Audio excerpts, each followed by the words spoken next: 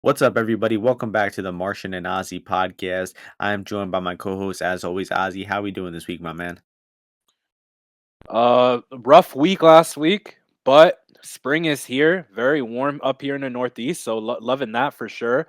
And we're rolling right into March. I think these are very much consecutive weeks we have going forward on these UFC cards and just packed MMA all around. So there's a Bellator card as well, some PFL stuff, just LFA. So tons of MMA. I think one of the most active times that there's ever been Eagle FC, for sure. keep Khabib's Oh, promotion is doing Eagle. some Yep. fights too.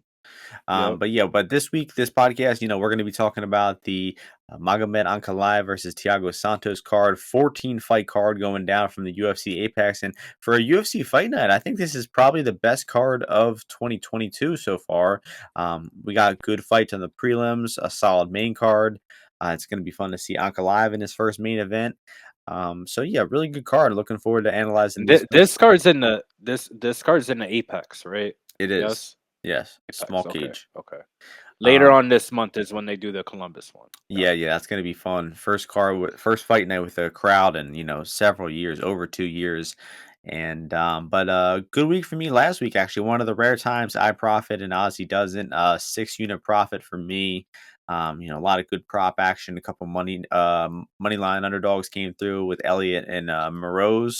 Moreau was just like I said, the pumping, the fighting spirit of the Ukraine was pumping through her veins. I said that, and it came to fruition. Incredible performance from her.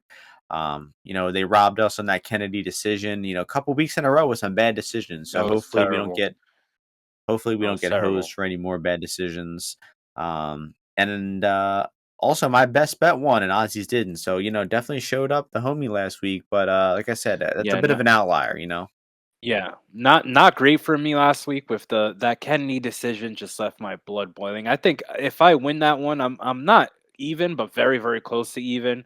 On the day, and that thing just got me.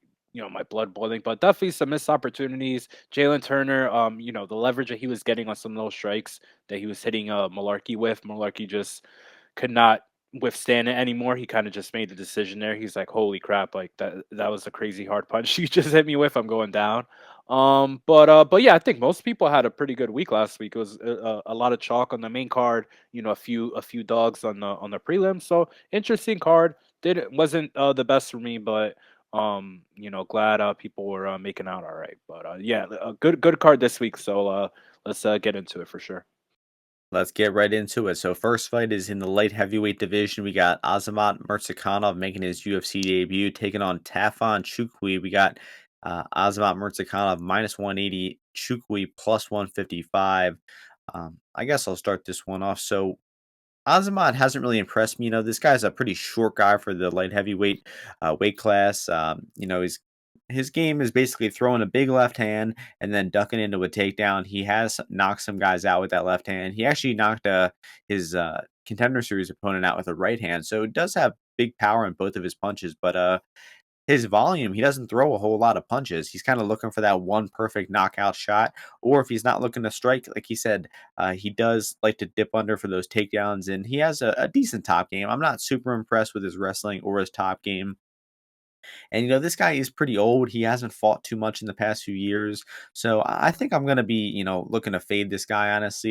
Chukwi did look good at the weight class in his first fight at 205. He's gonna be slow, but Murzakanov also not a very fast guy. And I just think the Chukwi's volume on the feet should win him the striking. I think that Chukwi's gonna be throwing a lot more strikes, and he has the much better cardio over 15 minutes. So if it stays in the feet, I favor Chukwi. You really just got to trust Chukwi's takedown defense, which hasn't looked the best at times. Jun Young Park was able to take him down a few times late in that fight, but I'll trust the takedown defense of Chukwi. I'll trust the volume of him to win the striking here, and I'm just looking to fade Murzakanov coming off the Contender Series win. So no way I'm laying chalk on Murzakanov and looking to maybe lock in a bet on Chukwi here. Yeah, this is an interesting fight. Team Lloyd Irvin versus K Dojo. For people in the Northeast, that's like a tale as old as time. These guys used to always have like grappling matches against each other team wise. But yeah, Mirzakhanov, I mean, it's an interesting guy. Southpaw obviously has real power. He definitely folds people. It's a one hitter kind of guy as well, and he knows how to land on these guys' chins. Like he's not landing by mistake. He's going out there to do damage, and he is finding the button and connecting. Quite often. So here, I think that he might be able to mix it up a little bit. I think he will have to just because Tafan, even though he's slow and plodding, he'll continue to come forward. He can throw kicks, as he comes forward as well. So you can't just be expecting him to come in and catch him easily. I believe do think Asmat is going to be much quicker, but both guys I think are decently durable. Again, obviously this left hand that this guy has is big, so but I think I would kind of be leaning on this over and thinking this might be a competitive fight. Although there is a possibility that Asmat can take down Tafan easily, run circles around him, and then maybe get a finish. I don't know, maybe a submission. You really haven't seen this guy really pass guys guards. But I think this is a well matched fight, so I'm gonna look at this over and look to play it that way. So yeah, Yeah, but I I think agree. I lean though.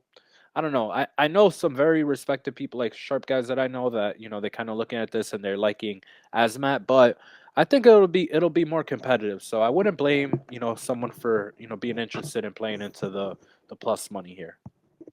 Yeah, I like the over as well. And just my main thinking about the takedowns is if Murzakanov had trouble taking down and keeping down Gudo and Sente, kickboxer, I think he could have some trouble here against UFC level competition. So that's enough about that one. Moving on to the next fight, bantamweight fight. We got Chris Moutinho taking on Guido Cannetti. Moutinho minus 155, Cannetti plus 135. Any faith in the 42-year-old bantamweight here, Ozzy? This is a difficult fight. I mean, anyone who tells you they're very sure or certain about it is lying to you. Um, this dude, Moutinho, I mean, I don't think he has big power. I don't think he's very accurate. I don't think he picks punches very well. Obviously, he takes, he receives punches very well, right? He gets hit quite often. But Guido, I mean, if this price keeps going up, I guess I would probably lean and just take a value play on Guido just because he did survive against Mana in terms of like the power. He didn't really get stunned or hurt, if I remember. Like he didn't really get dropped in that fight or close to stopped, I didn't think. And, it's pretty competitive overall. So, he did obviously slow down considerably, and that is the best advantage that Moutinho would have. But I think maybe I'll play the under, even though O'Malley couldn't finish this guy. This Moutinho is not. He's just tough. I think he's dumber than he is tough. Like, yeah, I saw a video of DC coming over to him after the fight, and this kid dude's eating like an ice cream sandwich. He's just sitting backstage. And After DC's taking like, 250 punches. dude, and DC's coming over to him. He's like, this guy's the fucking man. Like, and the kid's like shell shocked. He still doesn't know where the hell he's at. He definitely has a concussion. So I just think this guy's dumber than he is tough. No offense. Like, I'm not trying to fight or bash. I'm just saying, like, I think he was just that kind of like heightened his durability in that fight. And I don't think being on the prelims here, looking across some Guido, that might be the same case. So I'll stab on Guido, but maybe like a ITD or under on this fight. But I spent too much time on Yeah, it. I think there's something there to what you're talking about. Like this guy Moutinho got rocked and knocked out before in the regionals. I honestly think like the momentum of the crowd and the opportunity like kept him going in that fight. But Like fuck it, keep going, keep going. I This is mean, gonna be he sick. good chance he took like a fucking life-changing beating in that fight. I mean, he took 230 punches in 15 minutes. So hopefully the guy can recover from that. But my main thinking here is Moutinho is just much more reliable to have the better cardio and be there for the 15 minutes. And I think that's going to be enough to beat Guido because Mana Martinez is not a good fighter. Really unimpressed with that guy in general. And Kennedy started well in that fight, but after like the 7 minute mark, I mean, his output dropped to virtually nothing. I mean, he just didn't have the gas to keep throwing punches. And I think that Moutinho is reliable to be there in the second half of the fight. And we have seen him come on strong. We have seen him show glances of offensive. with grappling, with like a well-rounded skill for Moutinho. So I don't think there's many other Moutinho or guys that Moutinho is going to beat in the UFC, but I believe Cannetti is one of the few guys that he will Wow. beat. So I'll You take believe in Moutinho. this guy. I'll take You believe in Moutinho by this guy. decision. Yeah, I do. I do. No, it's not so much as I You believe in believe in him. this I guy. believe that Cannetti My just God. doesn't have more than 7 minutes in him. Oh. And another thing about the Mana fight is Mana doesn't pressure. He stands right in front of you the entire time. It was like the easiest fight possible for Cannetti, and he What's the still. reach here? I What's the reach here? What's Moutinho's reach? Is it really short? it has to be. Moutinho's up there though. He's in It's New the England, same. dude. I don't know that 68. you talking about this offensive grappling. He can't offensively grapple Guido, dude. He can't Yeah, I do don't it. think he's gonna have an I easy don't see time, that. but like I said, I'm just picking based on the cardio and the youth. So but Okay. we've spent All enough right. time on this. That's we're gonna move along to the middleweight division. We got Aldrich-Robertson taking on Cody Brundage. Dalcha -130, Brundage +110. So Brundage kind of, soft cocked in his last fight. Honestly, I think that, he kind of made some bad decisions there against Maximov. And, he started round one, like defending takedowns, doing pretty well, staying off bottom. And then round two starts and he immediately shoots a takedown on Maximov and then ends up on bottom. And, he was able to win round three of that fight. So I don't understand. I think that he doesn't really have the best IQ. Dalcha just a physical tank, insane athlete. Comes from a wrestling judo background as well, so I don't think that Brundage is going to have an easy time taking him down. And I think Lungiambula just hits a lot harder, does more damage on the feet. I think Dalcha's cardio looked a little bit better in his last fight against Marc-Andre Barriou. Hung in there the entire time despite getting outstruck. And Dalcha took an absolute shellacking in round three of that fight and didn't seem phased at all by any of those strikes. So I just think Dalcha is incredibly durable. He's going to be hard to take down, and I think he's going to be hitting a lot harder on the feet. So I'll side with Dalcha here. I think him being the slight favorite is about accurate. Maybe even a little bit more wide. Maybe like -150, -170 would be more accurate. So I think Dalcha is going to win here. Hmm. Yeah, so I mean this is a fight where Brundage, I don't know. I think that UFC debut, obviously, I think it came short notice against a guy like Maximov. Not ideal, but he didn't look as good to me as that previous fight that he had on LFA. And I think that's just consistent with this guy in terms of, he hasn't shown definitely his full potential yet, but at the same time, he I don't know. He's once he gets in there, he's sometimes kind of tentative, and against a guy like Dolce who has power, I could see why that might even come out even more. I think for Cody to comfortably win here, he'll need to use his grappling and get some takedowns, and kind of just sit Dolce down because Dolce doesn't really have get up ability. I don't feel other than giving up his back. So that could play into Cody's favor if he's looking to get a finish here. But I think I see the line going towards Dolce. I think I wouldn't take Brundage here, especially without getting decent plus money. Considering he's just a guy who hasn't put his MMA game together well. But I'll look at maybe this GTD or this over, just because I feel both guys it, they have a hard time letting go of big strikes, right? Throwing big strikes at each other, whether it be on the feet or ground and pound, either. So I think that finishing sequences could be very hard to come by. So I'll lean towards that way and lean towards Dolce.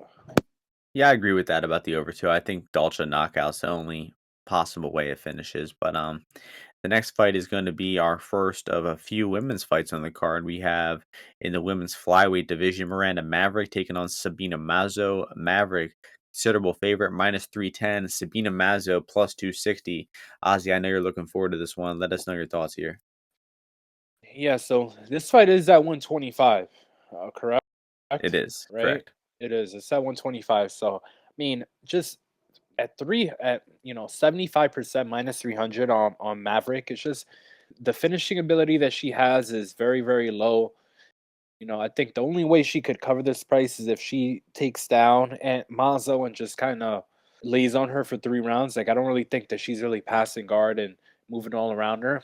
Mazo on the feet, the thing is that there's nothing that Miranda does that makes me think that she could easily beat a striker longer than her. Even I'm not even talking about the skills that Mazo has. Just a girl longer than her. I just think it's gonna be an ugly looking fight, and it's an easy fight. I think for Mazo to be competitive with her. And if there's any points where Miranda, I don't think has the best wrestling, and you saw that in that last fight against Aaron. I could see a situation where Miranda's trying to take Mazo down, but because Mazo's so big and long and whatever, she ends up like throwing her or tripping her, or, taking her down with some judo stuff that, sometimes the longer athlete is able to do, and getting on top of Miranda, and then she can't get up from there, and then Mazo, kind of progresses position, lands ground and pound, wins a fight. So I just feel this fight is definitely way closer to 50-50 than closer to whatever this monstrosity they have out there that people are betting into. So I mean, I couldn't sleep with myself laying three bucks on Miranda to get a win. If I'm ever at that point, I need some serious help. So I'll take Mazo. I'll back her with some bucks, and let's hope that she could be competitive here and maybe win like a 29-28 decision. But this is definitely a dog money line that you play. So Yeah, I mean, I see what you're saying. Good points, and I don't overtly disagree with anything there. I just think that you really gotta consider who you're putting your money on, and that is Mazo, who I just don't think is a good fighter. Obviously, her loss to Agapova has aged even worse after Agapova, got demolished by the Ukrainian princess Marian Moroz last week. Completely different style matchup, but I just think that I just have so little confidence in Mazo. What are these noises I'm hearing here? Um, my bad. so like Ozzy saying, the only way Maverick covers this price is getting takedowns, but I feel like Maverick is, somewhat intelligent enough to look for takedowns here and to get the fight on the floor. I do agree with what he's saying about Mazo being longer. I don't think that Maverick's going to have an easy time out striking her. The only woman that Maverick has outstruck is Jojua, right? I mean, even Jillian Robertson was having some close moments with her on the feet.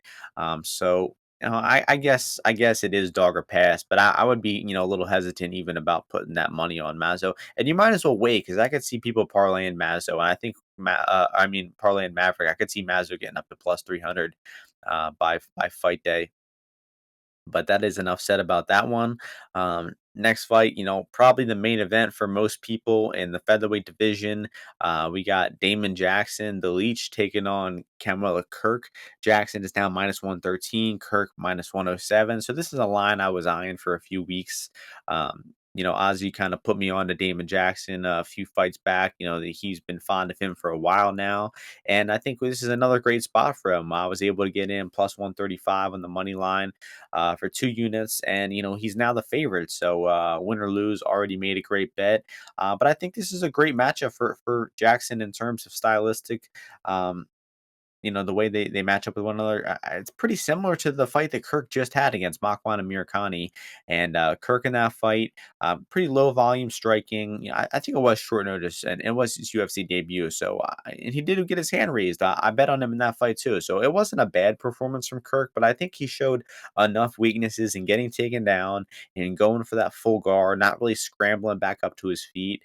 And when he's on the feet, he is, a good technical striker. He just doesn't throw a whole lot of volume. So I think that Kirk is probably the better striker of the two, but he's not going to be throwing a whole lot of volume to make that striking advantage count while it's on the feet. And then I think that Jackson is just a better wrestler. I think Kirk will be getting taken down here. I think that he's liable to go for those that full guard, maybe try like a triangle off his back like he did against Makwan. But I think Jackson is fully capable of avoiding that guard sub.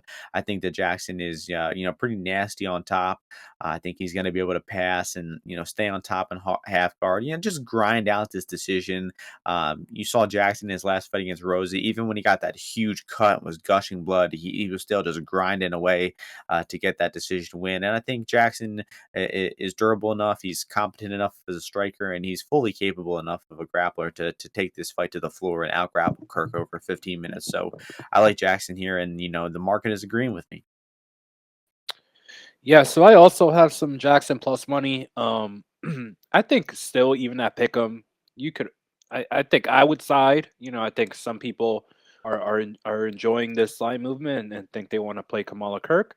I just feel, I echo a lot of the same things, but overall, Kamala Kirk's stand-up game, he doesn't really. I mean, he has a few KOs on his record, but he doesn't really sit down and kind of throw hard. I would say. And when he does throw, sit down in the pocket, I think it does take away from what his takedown defense is. I've seen him just sometimes his reaction times are is a little slow. And I just think if he's committing to striking, it's going to be easy for Damon to take him down. And then between the two of them, I just like the tendency that Damon has of whatever it is, like I'm not ending up on my back. Like if you're gonna, choke me while I'm getting back up, like so be it, or go for it. And I don't think Kamala Kirk has that same instinct in him.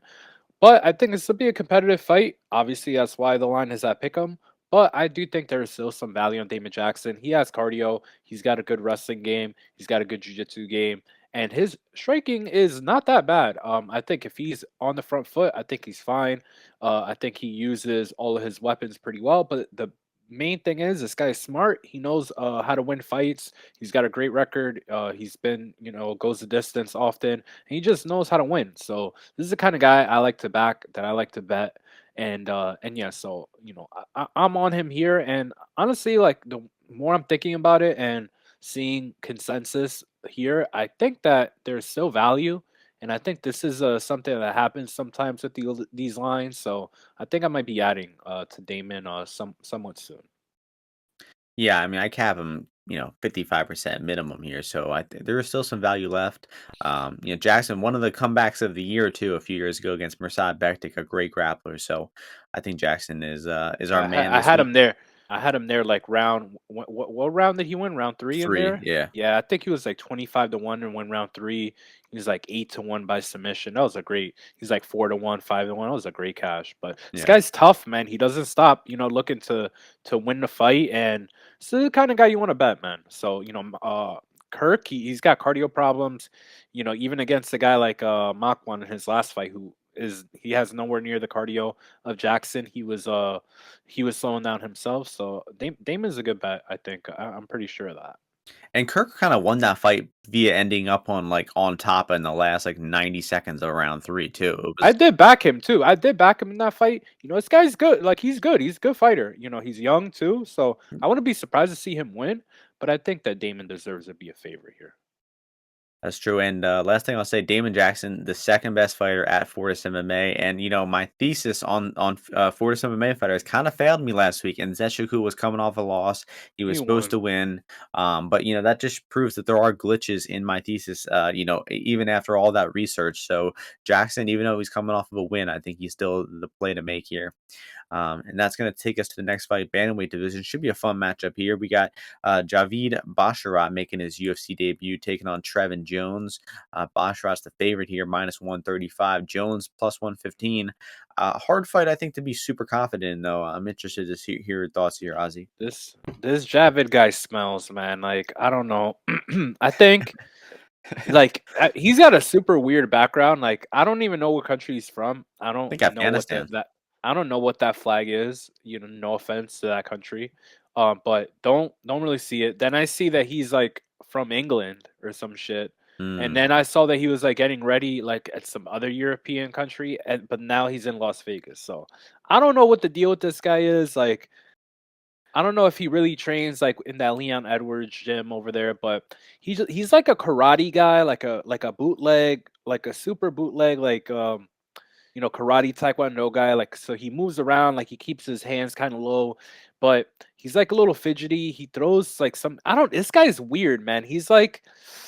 He's almost like a Scoggins type of fighter, like Lonnie Lawrence, but he's not as good. Like he doesn't move as fast. He'll go for submissions too. Like he'll try to wrestle as well. So it's a kind of a weird guy to get ready for because you really don't know what he's gonna do. You just know he's gonna look really weird doing it. But I just don't think that this guy, like, that his grappling game is as good as people think it is because of some of these submissions. Like, dude, he has a ground and pound win over a guy that's 2-39 or was when they fucking fought. That's some like that's crazy. And then the guy that he beat before the Contender Series, right? You got to look into this a little bit. Like you see, he's 14-2 right now. I'm looking at his page right now as we talk. But you look at some of the, like, his wins and like the wins of like the even good guys on his, it's all bullshit. Like all these guys and like these promotions like Octagon, like all they all have these really sketchy wins. So you need to identify that a little bit as well on this European scene. But I don't think this Javid dude is a good. Trevin Jones, man. I like this dude's well rounded. He's fought like he's gone in the distance a bunch of times. He's lost a lot of split decisions, but I don't really give a fuck about that. I just like that he's gone 3 rounds before. This guy, this Javid dude's never gone 3 rounds, never went to a decision. And like I said, like the guys that he's stopping, it's not even like he's got a doctor stoppage on here as well. Like it's very sketchy. He's got a heel hook. Like who gets like does this guy look like he does heel hooks? No. So I think this dude's super sketchy. Trevin Jones, he's got power. He's got a legit grappling game. I know it for a fact. And I think that last fight, it was just like a weird fight. That Kakramanov dude is tough. And it was like super short notice. He had to cut weight like 4 times for that fight. I give him a mulligan. So here at Dog Money, for sure, give that shit to me all day. And I think he's gonna smack this dude up, dude. Like if you could be Mario Batista, you're a dog to this guy. No way. You saw Mario Batista the other day. He was looking great. That is This true. Good this win. guy Good win here, on his dude. record. Come on, this guy. You've never even seen him take a real punch. Yeah, Never. no adversity in his career. No. He's never ate a real punch. Never been the distance. Doesn't look dynamic. Doesn't look strong. Doesn't look fast. Doesn't look nothing. I don't. Yeah, I think there's a lot of skepticism warranted around this guy, but I don't think his skill in the actual cage doesn't look like glaringly awful. I He mean, looks looks all no, he right, looks right? he's well rounded. He's well rounded. He does stuff, but just But against who, right? But that guy you're talking about, you click on his Tapology page, the 2-39 guy. There's a warning. It says this fighter has purposely participated in bouts with no come reasonable path to on. victory, displayed a lack of competitive effort, and is My God. unjustifiably matched against far more skilled opponents. I never And seen this that was his before. sixth fight. This is his Sixth sixth fight, fight. 2019. 2 years ago. Yeah. 3 years ago now. My bad. Um, that is interesting. But like his two most recent fights, like you said, this Calhoun and this Ukrainian guy, both very, very padded records. And you see, oh, he beat an 11-1 guy, a 16-0 guy. Well, that doesn't really do justice to the quality of fighters those guys are. So, Basharat does pump out volume on the feet. He does seem like a decent offensive grappler, but Jones looks, very skilled in all areas. Don't be fooled by his record, having 7 losses. I think he's better than that. And like Ozzy was saying, knocking out Mario Bautista, that's a hell of an accomplishment. Nasty timed uppercut there. You saw him survive that tough onslaught by Valiev and come back. So the dude, is tough. Will say that it was quite concerning how he got held against the cage and out grappled by Kakramanov. I thought that his cage craft in that fight just didn't look good. Anytime Kakramanov walked forward, he would get that body lock against the cage and hold him there. But like Ozzy was saying, there's a lot of circumstances around that fight. I think, like you said, he had to cut weight like back-to-back weeks, and there was a last-minute opponent change on 3 days' notice. Um, It was a so strong cock. exactly, yeah. He just got cocked there. Nothing you can do about it. So I think that the side is probably on Jones here. Although it is a hard fight to be super confident in. I don't have like a super strong read. I think Basharat could be good and promising, and he could also be a complete fraud. One of our commenters last week though said anytime Ozzy said someone is a fraud, they end up actually being a fraud though. So it seems like he has a good bite on this guy. We'll see. I'll agree with Spivak that. won last week though. Spivak won. That's true. That's true. Big Moldovan monster guy. The one thing I'll say about this fight, the fight going the distance is at plus 146. I think that is, pretty wide. I mean, I don't the inside the distance is minus 200. I think that's insane. For a bantamweight fight, give me goes the distance in this one. But that enough said about that one. That's going to move us on to a welter. Or no, it's actually a women's flyweight fight, the second women's fight on the card, the second and last women's fight on the card. We got Jillian Robertson taking on JJ Aldridge. Jillian Robertson minus 120, Aldridge plus 100. Pretty striker versus grappler matchup here. Robertson is going to be looking to get the fight to the floor. Aldridge wants to keep the fight standing. These women have trained together a good amount. So they're going to be familiar with each other's strengths. And JJ trains with a pretty good camp of women out there in Colorado. Raquel Pennington, Miranda Maverick, what's the girl? Claire. Ozzy's a big fan of Yeah, her. yeah, Claire, Just a Guthrie, lot of Guthrie. different. Look out for her on this season of There you Tough. go. I'm definitely rooting for her. Um, Tougher Contender Series. I think yeah, that's right. They're doing women's flyweights, right? Um, yeah. So she trains with good women out there, and I think the striking is going to be pretty one sided for Aldrich here. I don't see Robertson having much success in the feet, and I just think it's much more likely that Aldrich is going to win the fight while it's standing than it is that Robertson is going to get the fight to the floor consistently. I think that Robertson's going to need multiple takedowns, and her athleticism is just not good. She kind of runs into a wall in terms of athleticism. Um, you know, I made this point this week that Miranda Maverick, got taken down and out grappled, severely versus Aaron Blanchfield. Blanchfield made it look easy. You would think that Robertson would be able to do the same thing, but Robertson just encountered a lot of trouble with Maverick's, strength and physicality there. And I think Aldrich has defended enough takedowns in her UFC career to the point where I'm comfortable saying that her takedown defense is decent, and I think that she's gonna outbox Jillian here when it's on the feet. I trust her enough to stuff the takedowns. Not quite confident enough in her to say, oh, there's value on her money line, but the goes the distance in this fight again. Plus 122, a plus money on a women's fight to go the distance. You always got to be interested in that, especially because Aldridge does not finish women, period. And Robertson only finishes really bad women on the mat, like Cachoeira and Molly McCann. The women that she has finished just on the mat just aren't really good grapplers. So I think that Aldrich here. I'll take Aldrich. I like the goes the distance as well. Nah, man, fuck that. Like Jillian's in there's one elite skill in this fight, and it's the grappling of Jillian Robertson. The takedowns when she's on top, even when she's on bottom. And you mentioned something about Jillian hitting a wall, athleticism, all those things. The only person that's a worse athlete than Jillian at 125, or someone who I could guarantee you is JJ Aldrich. All right. I don't know if you saw that Vanessa fight. This girl just looks like I'm not trying I'm not trying to say she looks heavy, but she just looks like she could be a one. She Bulky, looks like she yeah. could be a 115er, and she looks kind of slow to me, even for like the female division.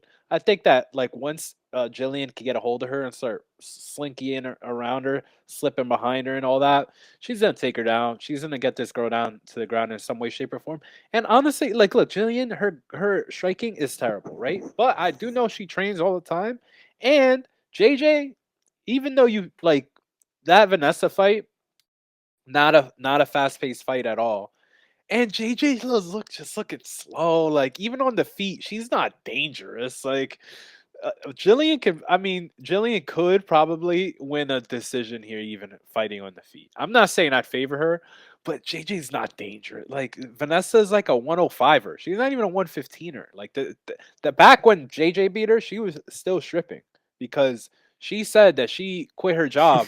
She said she quit her job as a stripper before the Juarez fight where she beat me. She took gypped Yeah, me out of she took your fucking money, bro. she took me like out for like 6K right there. If I'm counting the winnings, if I'm counting the winnings on that plus 150, God, like how did that happen? But anyway, um, so she was still stripping when she fought JJ, and she went the distance with her. Like she was grappling her. I don't know, like walking through the punches.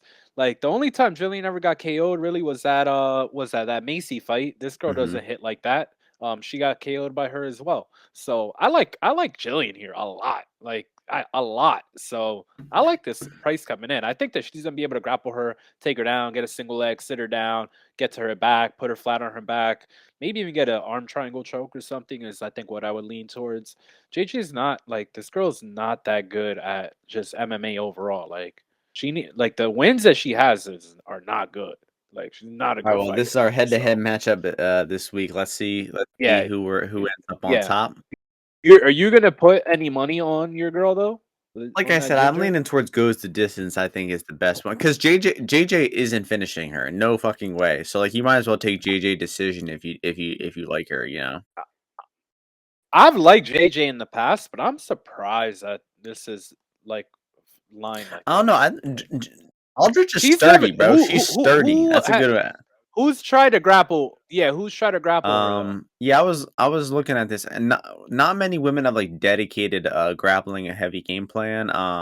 Juliana Lima took her down a bunch of times and beat her 5 years ago. She lost. Yeah, Demopoulos failed exactly. some takedowns. Lauren Mueller, Viana had her down briefly.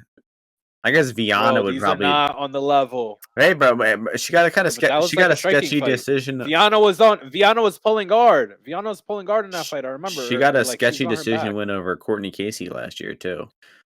There's no way JJ's winning 3 fights in a row, bro. That's In the true. That UFC, is not that happening. is that is a concern. She's losing, dude. Sell them stocks, dude. Sell them Goes the stocks. distance. I This like I girl's like it. not. Goes She's watch guys. Just watch that third round against Vanessa. Like, does that feel like a fighter that let's say is 1-1? That she's definitely gonna win the third round. Jillian's been in way higher paced fights than what's even the catch a body fight.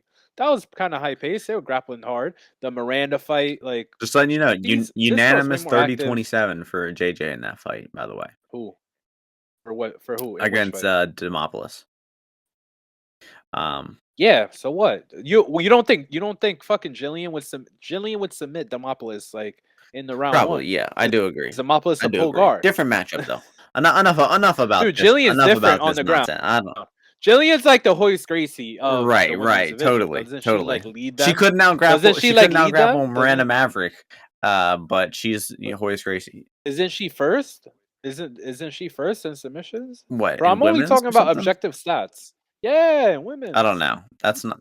No, in men's, you No, fucking no, it's idiot. not. It's not. It's not something I'm interested in looking up that All information. right, all Enough right, about all this right. blasphemous Next fight, fight. next fight. We're in the welterweight It's division. International Women's Week, dude. Don't fucking say That that. was yesterday. The day's over. They only have one day. It's not a week. It's a day, and that day has passed. I You like the celebrating. USA. USA. I'm taking Jillian's or JJ's pasty white thighs in this one. So anyway, welterweight The division. fuck does USA have to do with it? Uh, Canada Whatever. MMA Move on. fighter Go is ahead. not good, bro. Oh, this bitch is Canadian. I forgot. Matt Oh, Semelsberger excuse me. -210, AJ Fletcher +180. Fletcher making his UFC debut, fresh off that flying knee. I think it's your turn to start this one Fresh. off. What are you thinking here? Is it? Interesting fight. I mean, this Fletcher dude, I mean, he looks like Louis Kosey. Like he to me, I look at these guys and they look the same to me. Super jacked, real short, throw big shots. I mean, the guys I mean, obviously he's very athletic, dangerous. Like you got to have a mean streak to go in there and want to flying knee someone in the chin, and this guy's got that. And he's fighting another guy in Semelsberger who, I mean, he almost killed that dude. that like Martin Sano, yeah. Sano was down for a while, bro. I was kind of nervous for him. I was kind of That's a worried role there, dude. player. I That's a don't role know. player right there. That was bad, man. But even though that That you was could the write off that closest thing to knockout, like a Make-A-Wish Foundation fight in the UFC ever. I Uh, guess. I mean, no, don't worry, dude. The UFC's still young, dude. We're gonna keep going. I think it's only gonna keep getting worse. So remember, you sign your championship contract. You get two boys into the UFC. So that is true. I'm still holding out hope. I'm holding out hope when one of my boys like gets the belt. So They'll if call if you up if from the so, minor leagues. Yeah. maybe I could be on the prelim headliner. Jose But Perez is your ticket in. no. Perez. Oh, yeah, maybe, But I think he's got some boys that he wants to put on. But so what fight are we on again? Semmelsberger and Semelsberger. Okay, Fletcher. yeah. So Semelsberger, man, I like this guy. I mean, this he's a pretty strong, striker. He stays in, he kind of stays in form. Like he doesn't kind of you know, kind of deviate too far against that Chaos Williams fight. I think it did him favors in not getting knocked out, but also he could have opened up more he didn't, because of kind of like just his natural style, which caused him to lose that fight. But I thought it was a solid performance. I think this guy has some grappling as well. I think he has some background. I don't know if it was college wrestling or it was high school wrestling, one of the two. I know he played some football, but overall, this guy's just a solid MMA fighter. I think he got built up pretty well with all his skills, and he's just adding on to him, now. But he's a 2-1 favorite here against a dude who I think is gonna come with a grapple heavy approach, maybe early on, or at least like a very high variance game plan early on in the fact that I think he's gonna be looking to like get a takedown, get to the back, get a takedown, get a really good position, or when he's on the feet, I think he's just looking to throw bombs. But I kind of like Semelsberger more than I like Fletcher when I do look at them and think about them matching up against each other. I just feel Summelsberger's game is more proven or could just work over a duration of 15 minutes more. But I do think both of these guys are probably pretty durable. I don't think that Fletcher is really getting Summelsberger out of there in the first round. I'd be very surprised if that happened. So I'll lean toward. We're picking all overs and GTDs and goes the distance today. But I like this fight to go over too. If you are on the Fletcher side, I get it. But if Semmelsberger came real far in, I think I'd look at him on a money line or just like from a props perspective, with whatever, uh, however the line went up changing, ended up changing.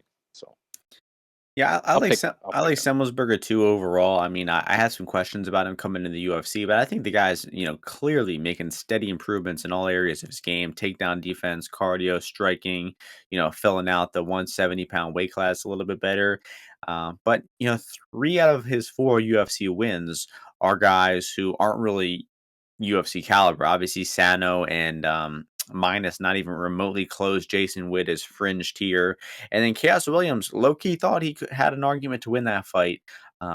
Just a really close boxing fight. I think that he was landing pretty clean in that fight. Chaos Williams was just spamming punches off of Semmelsberger's guard there, and close fight. Go back and rewatch that one. I think there's a good argument Semmelsberger won. Anyway, Fletcher, very athletic guy, kind of a short reach though. He's got a 67-inch reach. I think we were looking earlier. Chris Moutinho and Guido Cannetti have a longer reach in the bantamweight division than Fletcher does at welterweight. So, um, not really good for his career trajectory. He's going to have a trouble, landing some punches on these bigger welterweights with those short, stubby arms. But the guy just comes out aggressive. He shoots takedowns early. Kind of a bit of an issue, or what we were talking about earlier with Basharat, where the majority of Fletcher's opponents are just terrible, and he, gets him out of there really quickly. Even his best win on paper, the Diamante fight, it's an Italian guy in the Contender Series. That guy didn't look any good to me. Fletcher did hit him with that nasty flying knee, but I think Fletcher is just generally completely unproven in all areas, really. But he's aggressive. He's athletic. He can wrestle a bit. I think he's probably going to fight for your money here at plus 190. I kind of see him as like a value dog that will look good for 5 or 7 minutes, but then eventually lose. Um, I think the second half of the fight, the extended striking exchanges should really favor Semmelsberger. But I'm down for a small bet on Semmelsberger. I locked in just a small like half unit bet on him at plus 190. Like I said, I think he'll start fine. Maybe he keeps it up and is able to translate to a finish. Maybe he can win 2 out of 3 rounds. But I ultimately do expect him to lose. So go light on this one, even though there is some value there. And that's going to take us to the first fight on the main card. Once again, incredible main card for a UFC fight night in terms of the fight nights in this year so far. I think this one is pretty clearly the best the fight card of the year. Um, and we're going to start things off. Amazing matchup. Middleweight division, we got Alex-Pereira taking on Bruno Silva. Pereira minus 175, Bruno Silva plus 150. So this should just be an electric fight. Someone's getting knocked out in this fight for sure. Um, the main thing you got to think that Silva's going to want to do here is to try to grapple. He's facing, world championship kickboxer. For what it's worth, Silva did say in interviews that he's not going to grapple and he wants to, swing for the fences for a knockout in this one. So, it doesn't really strike me as a guy who's going to be selling wolf tickets to the MMA media and, fighting with a different game plan out there. But once he feels the power of Pereira, he probably is going to turn into a grappler. But Pereira's takedown defense, his defensive grappling is not like glaringly awful. Clearly, the guy's been working on it over time. He's training with the champion Glover Teixeira, and that camp's been doing good lately. Wellington Turman showing improvements. Alex Pereira, looked good in his Misha Delis fight. He was able to stuff some takedowns there, stay vertical, and the guy is just such a freak physical athlete that Misha Delis, even though he won the first round of that fight, he was completely exhausted from trying to control Pereira, completely gassed out, and got bonked with the first flying knee in round two. So I just think Pereira is much more dangerous. Obviously, a much more technical striker. I think his defensive grappling is good enough. And Bruno Silva was just going life and death with Jordan Wright. He was eating knees to the body, to the head, in the clinch from Jordan Wright in that fight. And I think with a little more precision, like Pereira has, he's going to be able to find the right strikes to get Silva out of there. And I think Pereira is going to knock this guy out in the first 2 rounds.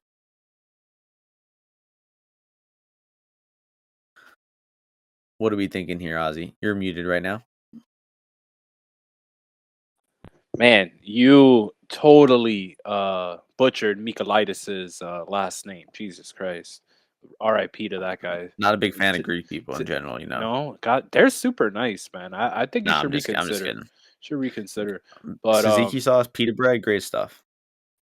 yeah. Anyway, Um so we're on this Bruno fight. I mean, man, this price is short. It just is. Like for Pereira. I know people. This is the thing. Just the same thing I was saying the other day that people like hype up the prospects, blah blah blah blah.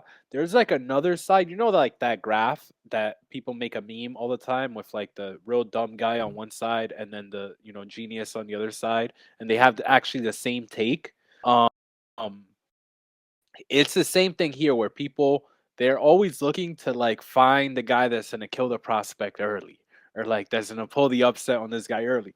And what usually happens?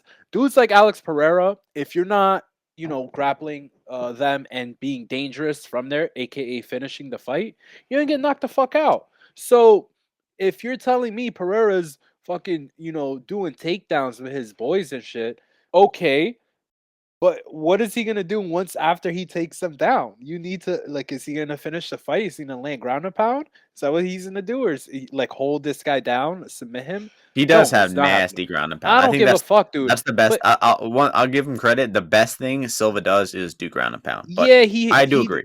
he lands ground and pound. But you need this is the thing that I've cited a few times.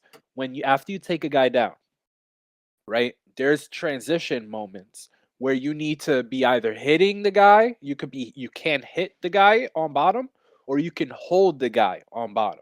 Okay, you can't do both of them at the same time unless you're like weaving their legs together, all this shit. So even if this guy's trying to uncork punches on this dude, Pereira for me looks like he has pretty good cardio. He knows how to these like strikers like Pereira, they just know how to like steal moments in time and like bleed the and conserve energy. So, I think Bruno Silva, he also has good cardio. I wouldn't be surprised at this being somewhat close, but I just feel like Alex Pereira, he just knows how to land these strikes cleanly on guys, and Bruno Silva is just way too square.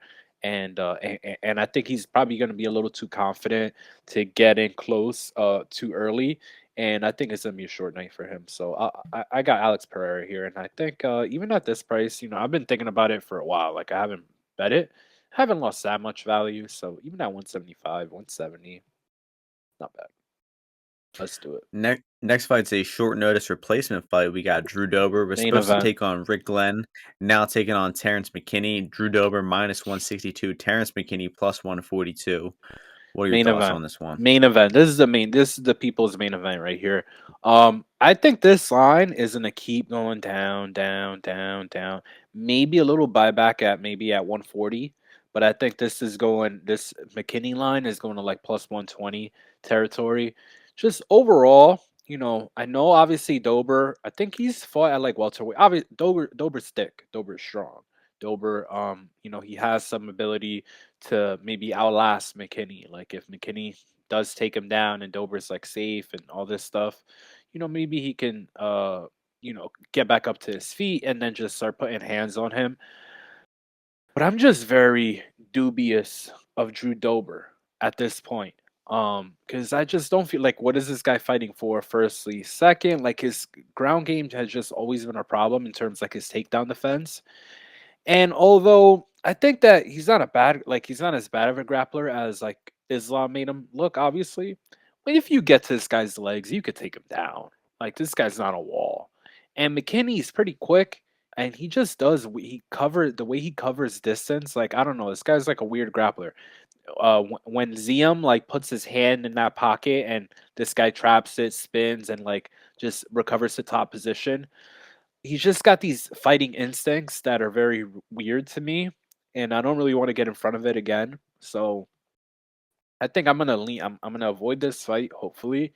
But if I were to make a bet, I would bet on Terrence McKinney to win this fight. I'm still aboard the fade train. We lost some money on Fair ZM last week, We or did. 2 weeks ago, We whatever that did. was. That was disappointing. But I'm still hopping on that train. I'm still not getting off the train. I think Drew Dober is another good spot to fade this guy. Um, because yeah, I mean McKinney's grappling, like, before that ZM fight, like, it wasn't good. I mean, he submitted a few guys in the regionals and whatnot, but, like, not a good grappler. And then he got, like, I don't even know how the hell that fight ended up on the ground. It was like a caught leg kick or something like that, but next thing you know, he gets in top position. He is able to submit ZM, who looked like a white belt in that fight. And I think it's probably just what we needed to happen to get, a more generous price on Drew Dober because, Dober's takedown defense isn't good. I do admit that he's not good at stopping takedowns, but the guy is also, hard to really solidify good positions on. He's hard to submit. Took Islam like 8 minutes of top time to finally get a submission on him. So I don't think McKinney's going to easily submit Dober. Dober's get ups, I think, are serviceable. You saw him escape position versus Alex Hernandez a few times, and he's done that against several guys. I think Camacho he was able to escape from. Whatever happened to Frank Camacho kind of fell off the face of the earth. But uh, I think Dober is going to be, butchering this guy on the feet for the most part. He's not going to be phased by that straight left hand, that big left head kick of McKinney. And I think that we have yet to see McKinney, strike at distance for more than 60 seconds at a time. And if we do see that, we're going to see Dober be the much more experienced, varied striker, the much better pocket boxer, and I think we're going to see, who the real southpaw knockout artist is in this fight, and it's going to be Drew Dober. I do think that he could have a rough round one. He could lose the first round, but I think this fight favors him so heavily in rounds 2 and 3, and just in the striking that I think that the pre-fight bet is still got to be on Drew Dober here. So I guess we'll go another head-to-head disagreement here. I think Dober is worth it. Like I said, I think you could get him at a better price live, but I still think in retrospect he's going to be a good bet at -162. You might as well wait because I do agree with Ozzy that the money on Terrence is probably going to keep coming in just because this guy's a big hype job. But I'm willing to fade him one more time.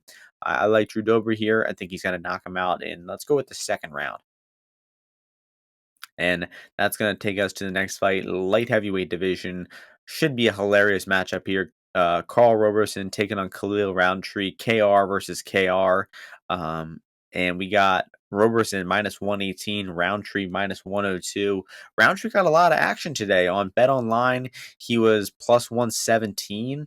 Just about looks like Monday, Tuesday. Now he's down to -102. So a lot of action on Rountree. And I think Rountree kind of went from overrated at one point to underrated. After he beat Eric Anders, he went on the fucking Joe Rogan podcast, and people thought this guy was like a legitimately incredible striker. And then Ian Kuleba humbled him. Marcin Prachnio outstruck him over 3 rounds. And then he was, a big dog to Modestas Bukakas. He got that nasty knockout, butchered that guy's knee. And I think that, the market is kind of cold on Roundtree right now because he's facing Carl Roberson, who has spent most of his career at 185. He's moving up to 205 here. He has fought at 205 before, but he's been undersized. And this Roberson, he just has some of the worst fight IQ of anyone we've seen it in the UFC recently. That's kind of a well-known fact that Roberson just fights, incredibly terrible. And I feel like he might makes fights harder for himself. He does not take the easiest path to victory, and the easiest path here would probably be to try to take Khalil down. But I don't think Roberson's offensive grappling is that good. I don't think Rountree's defensive grappling is that bad. And I just don't trust Roberson to outgrapple this guy. Like, who was the last guy that Roberson actually outgrappled? Roman Kopylov. In his UFC debut several years ago. So I think the value is on Khalil here. Not a guy that I really enjoy betting on, but I think you got to be betting against Roberson here at plus money. Any plus money against Carl Roberson is probably a good bet in the UFC. So I think Khalil will outstrike this guy. His takedown defense will hold up, and the size of Roundtree and the striking is just going to win him this fight. Yeah. I don't know. Weird fight. Roberson, I don't know. He's been fucking around for a long time. I think that cut to 185 though for sure was brutal. This guy's thick. He's strong, and he just doesn't like cutting weight. I mean, he could make 185. Doesn't like cutting weight, and I don't blame the guy. Um, is he training again with what's his name? What's this guy's name? Kraus. You know. I'll have to look that up. Yeah. If not, he's with 25-8. So it's always good to train with 25-8. You Beeston. Huh? Beaston, yeah, Beaston. Beeston. Yeah, Beaston. He's getting ready for a world title fight, so that might be 20 that might be He is training with him. 26-9. He posted a picture with Anderson If Corey, yeah. So earlier this week. I mean, Khalil's a head case, and you can never trust this guy ever, ever. I remember famously, I sent the tweet that if you bet one house on Marcin Prachnio after his fight with Khalil Roundtree was over, you would have how many houses? Four 3 houses. four Oh, okay. houses, because you'd have your house and then 3 more houses. So for some people listened to that advice and they got a few houses. Some people didn't. Some people laid it with Khalil. Even money for KO. Crazy. But Roberson, I mean, I've never really seen this guy be real timid, is what I like about him. He could throw leg kicks. I think his shin is solid. Grappling, he's more the opportunistic grappler. Like, he knows all the moves, but he doesn't really like grappling or going for it. He thinks it's kind of stupid. It looks kind of dumb, But he trains the grappling. He's good. He's definitely a better grappler than Khalil Roundtree. So, I mean, this line is closer to pick him here. And you're talking shit about my boy who is from the Northeast, so I'll take this head to head as well on. And I like Roberson here. I mean, I'm not strongly picking him, leaning his way. But Roundtree, this guy, he looks good until like the fight is multifaceted. So like that last fight where it was just kickboxing, circling around, done, he's good. But if you got a fight that's like going in and out of range, into the clinch, taking him down, him defending a takedown, going for what happens with him is like what happens with I told some people this with Sarah McCann. As soon as a fight with Sarah McCann is in, if it gets squirrely, her brain just overheats and she can't, she just ends up making mistakes and she just loses in bad ways, which you've seen. And I think the same thing is with Khalil. So that's what's going to happen here. Northeast represent Jersey all day. Carl Roberson debut, light heavyweight victory. Take it to the bank. Well, it seems like he did half his camp, or most of his camp at Glory in Kansas City, and then he, visited up Perfect. in New Even York. better. Even better. Even better. He's got James Krause in his corner.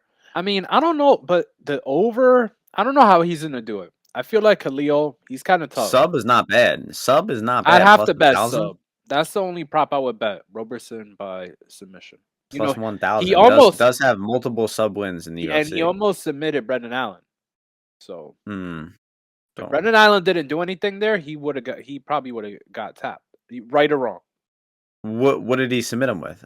No, What Brendan did he Allen almost submitted submit him. him with? Well, they were both going for leg locks. But if Brendan Oh, right. Allen didn't leg lock him, he would have probably got leg locked. So Straight ankle lock though, bro. I mean, you you can't don't be know. getting No, I tapped don't with know. that straight ankle You lock. can't confidently. Well, he got. Oh, you mean Carl? He's got. Some guys have glass ankles. It's okay, but No, you can't be Khalil, tapping a straight ankle lock well, in the he UFC. fucking did. So that's it, man. Stop living in the past. Khalil's not going for any ankle locks, dude.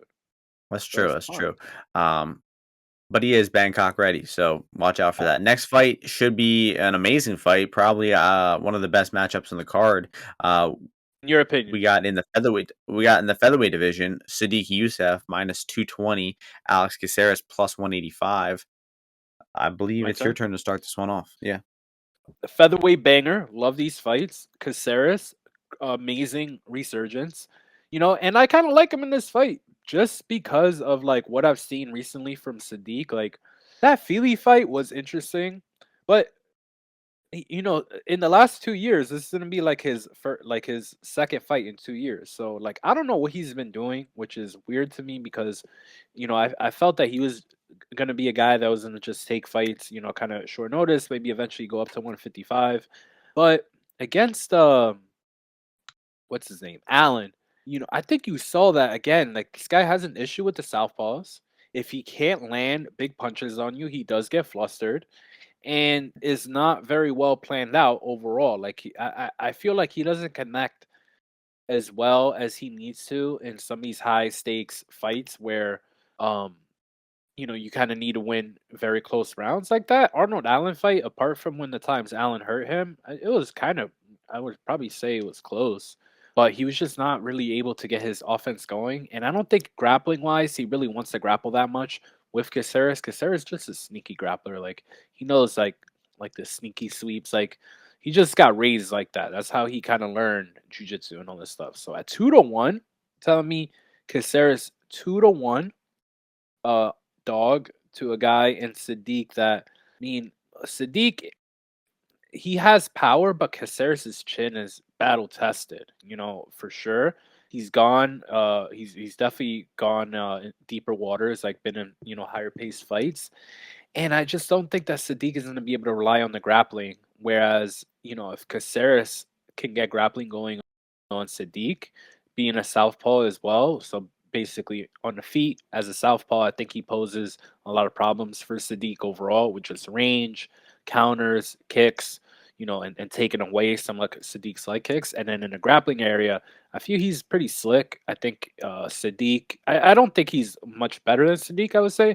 I just feel that he has like some traps that he could catch him with. So I lean the Caceres, and I think I'll take a little play on him here. This guy's just super reliable. Just always be training, come in shape.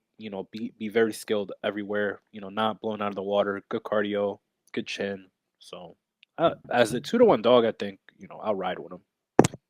Yeah, I'm in agreement there. I kind of had the same opinion this one as I did in the last one. I was thinking, Caceres, he's on a 4 fight win streak and he is +250 against Choi, and that was kind of a sketchy fight. He did have some, fortunate momentum changes there. But he cashed that ticket in that fight.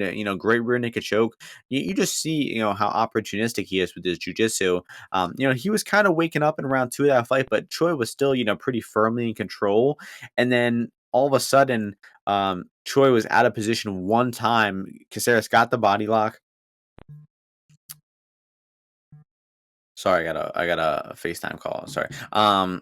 Got the body lock, got the back take, and then was able to get the rear naked choke there. So really impressive opportunistic jujitsu there. And I just think the market thinks that Youssef is a lot better than he actually is. I think this guy's pretty overrated in the betting lines often, and I'm looking to take advantage of that again here. I think Caceres is going to give him some problems in the feet. I think that retreating striking style is going to be hard for Youssef to land those punches on Caceres here because he's going to be constantly retreating. He's going to be using that tall man's defense, which actually works at times for Caceres. He's able to roll with the punches a little bit, and Choi was able to connect because he's so long and tall. But Youssef is a shorter guy, shorter arms. He's going to have trouble reaching the chin of Caceres at times here, and I think Caceres has all the skills to make this fight close, especially in the grappling. I think that the body lock is going to be key here.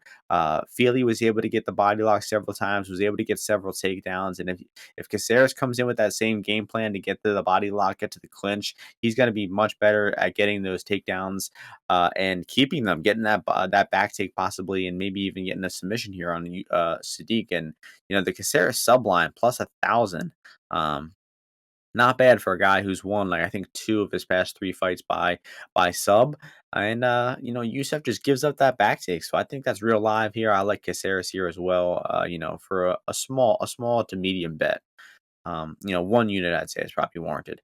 That's gonna take us to the co-main event of the card. Real fun fight here. The co-main of the fight nights have been pretty bad this year, but this is probably the best one. We got Song Yadong taking on Marlon Moraes. Song Yadong minus 240, Marlon Moraes plus 205.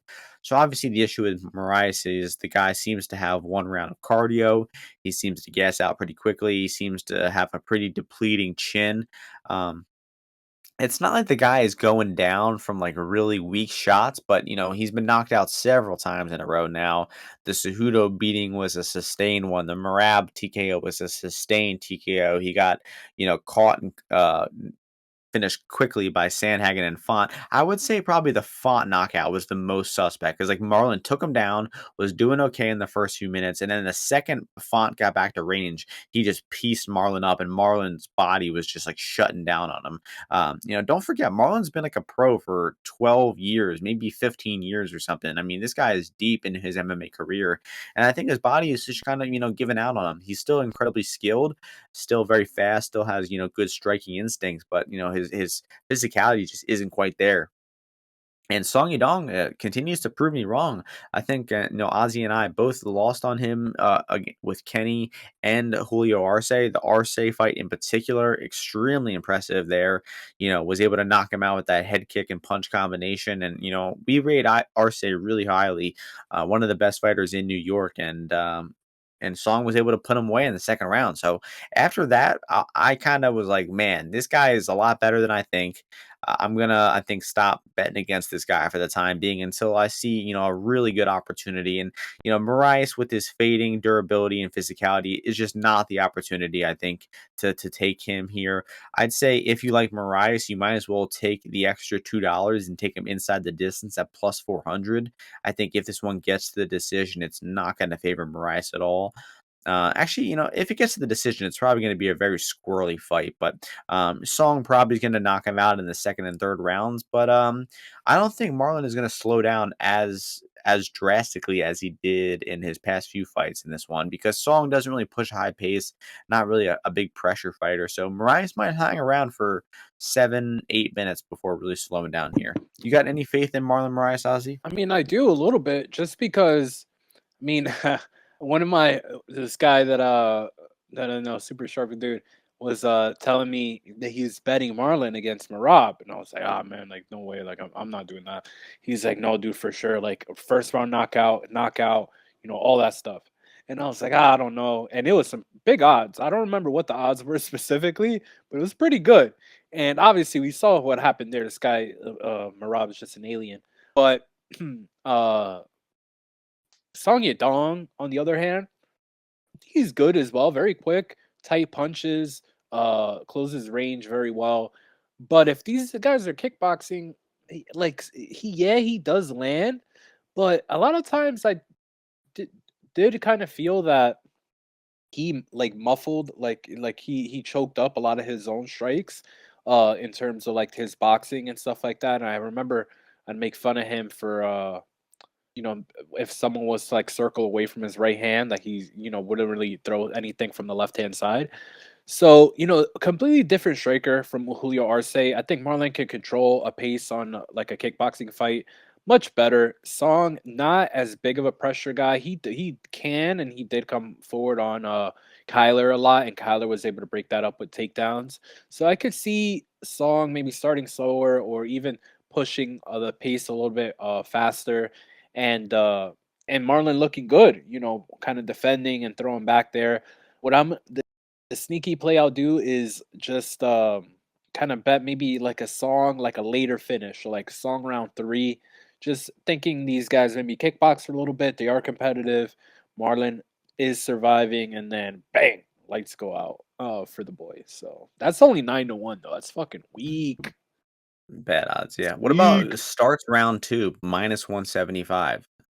I kind of I like think that that. could be. I mean, I I could I think feel like Marlon's gonna wanna, you know, he's gonna be throwing those kicks out chill there. out a little But bit. yeah, he's gonna throw the kicks out there, and I feel Song will respect the kicks, and Uriah will be like, hey Song, like, you should win this fight, but this guy, he gets tired, so let's throw some stuff out, let him throw back a little bit, and then we kill him later on. So yeah, Song knockout at plus 100. Those are pretty shit odds. I think Song decision plus 370. Not bad, a little bit. right? I mean, if it goes to this, I agree. um, all right, that's going to take us to the main event here. Light heavyweight division. Magomed Ankalaev getting his first UFC main event. Should be fun to see. Thiago Santos, uh, has looked like a shell of himself lately, but the odds for this one, Ankalaev minus 550, Thiago Santos plus 385 on Bet Online right now. I'm seeing some 600s out there for Ankalaev. So, hefty favorite in the main event once again. But what are you thinking about this one? Ankalaev, the ever present dark horse, as he's been tapped in this division. And I mean, this guy, he's just really good at fighting. Like, I don't know, who the hell he's been like, where he trained at, like way before. But I mean, the guy's a unit, right? He's huge. He's very strong. He has grappling. He has, power in both hands. I don't remember. I think was it that he knocked out. He knocked out. I think he knocked out Kudalaba with both hands. Is the point that I'm trying to put across? Pretty easily. And Kudalaba has a brick for a head, literally. He's got a submission game, I think, as well, like hidden in there, can throw kicks out there. So what I just see happening is Ankalaev at some point just coming forward a little bit more and kind of making a trap for Thiago and knocking him out. Ankalaev himself, though, if he is like throwing power strikes with Thiago, obviously he could get clipped as well. And Thiago is a potent finisher. This guy's he's got a hammer. He's got a fucking hammer. Yes, I said a hammer tattooed on his chest. This guy's got power. But And I heard in his pants too from Yana too. Yana told me. I don't know about that. But congrats to them. I think they might have had their baby. So congrats to They're gonna have some athletic fucking kids, man. what yeah, well, newsflash: these people, their genes maybe they got a little bit of help. But anyway, I just think that Ankalaev's gonna put some volume on Thiago, start clipping him with some punches, and at some point just hit him with a few shots like against the fence or something like that, and just start pouring it on him. So I kind of lean that ITD on Ankalaev. Like these light heavyweight fights can't all go to decision, right? Like they can't all go decision. And you have two guys here who have power. They'll be exchanging in the pocket. Oop, excuse me, it was a burp. But yeah, I lean Ankalaev. I don't give Thiago that much of a chance just because he looks just slower. He's not covering distance as well. So I like Ankalaev here, and I think that record stays clean until Yuri gets his hands on him. Yeah, I mean, Thiago just undeniably has looked worse since the coming off the ACL surgery. Obviously, hurt his knees real bad against John Jones, and just since then has just lost a lot of his explosion, his power, his athleticism, his aggression. Honestly, I think he really isn't the same fighter he was before the John Jones fight. Just lost. A lot of confidence. That's huge. 38 years old too. No spring chicken for Thiago here. And I really think he's going to need and Thiago knockout is plus 750. I don't understand why anyone in their right mind wouldn't take the knockout over the money line. There's just no value in money line. The only way that Santos can win is by knockout. So that's really all I have to say. It seems like a matter of Ankalaev decision or inside the distance. And at these current prices, I think the inside the distance at only minus 145 is a crazy line. I was expecting this goes the distance or the inside the distance to be minus 300, but it's minus 145. So might have to end up on that. But I just think that Ankalaev is going to finish this guy. I agree with what Ozzy said. He's just so opportunistic and precise with his striking, and just a very cerebral fighter that he's gonna find a way to pick the shots to find a finish here. The only concern I have about not finishing is if Ankalaev decides to maybe cage push and grapple like Alexander Rakic did, considering that was just such an easy path to victory for Rakic there. But that's just not the way Ankalaev fights. This guy knocks down, all of his opponents. I think he's got like, I don't know, let's say 8 wins in the UFC, and he's knocked down, 7 of those guys or 6 of those guys. I mean, he hurts people, and he's going to hurt Thiago on Saturday night. It's a damn shame. I once loved Thiago. He did beat John Jones. He actually won 4 rounds off of John Jones. If you guys didn't know that, maybe you should go refresh your memory. But yeah, he just hasn't looked the same since then, and he's going to get knocked out on Saturday night. So that is going to do it for this 14 fight card. Just a little over an hour in this one, but really good card. Like I've been saying throughout, solid top to bottom card. And that is going to take us to our best bet parlay. We lost last week. I had the goes the distance in Masvidal Colby. I won. Ozzy had the over 1.5, and Mullarkey Turner that missed by Minute and a half. like a minute and a half or something. Minute and a half. Yeah. I did the odds. We were like 76% of the way there to the over, and it So went close. down in flames. I go first in these ones. So I will do. Well, I don't know. I want to see what you're gonna do. Can you go first this time? I mean, sure. So I was like looking at all these lines. I'm going back and forth. Obviously I like a lot of overs this week, like most weeks. And obviously I said Damon Jackson, but obviously that line has moved a bit. So for mine, because I want to give a winner. I want to get back on the money line. So I've been giving out these fucking props. And they've been blowing up in my face. I mean, they've been going like 50-50. So I'm gonna take I'll take Pereira. To get back on the money line side, I'll take Pereira. I think Pereira's gonna win that fight. I just think that the striking these guys are gonna just start throwing back at each other. Pereira just looked pretty calm to me in that debut, and I got a good feeling about this guy just kind of working his way up, and KOing a guy like Bruno Silva, who has fought a lot of guys that just were kind of scared of him, didn't want to strike with him, and I think Alex Pereira will definitely be happy to do that. All right, that makes it my decision easier. I'm gonna go with the inside the distance in the main event. I'm gonna go -145 for Santos Ankalaev to end by finish. And if you combine those on Bet Online right now, you get -145, -175 for +166 when you parlay them together. So Sounds I good think to uh, me. I think it's gonna hit. I think I do agree that Pereira's winning.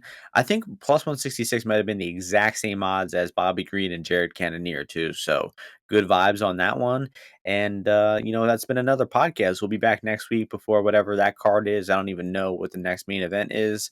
But thank you all for listening. Make sure to subscribe, like the podcast. Make sure you're checking us out on Bet MMA, retweeting on Twitter and whatnot. And thank you all for listening. Hope you all win some bets this weekend. Hope you all enjoy the fights, and we'll see you before next week's UFC event. Peace out.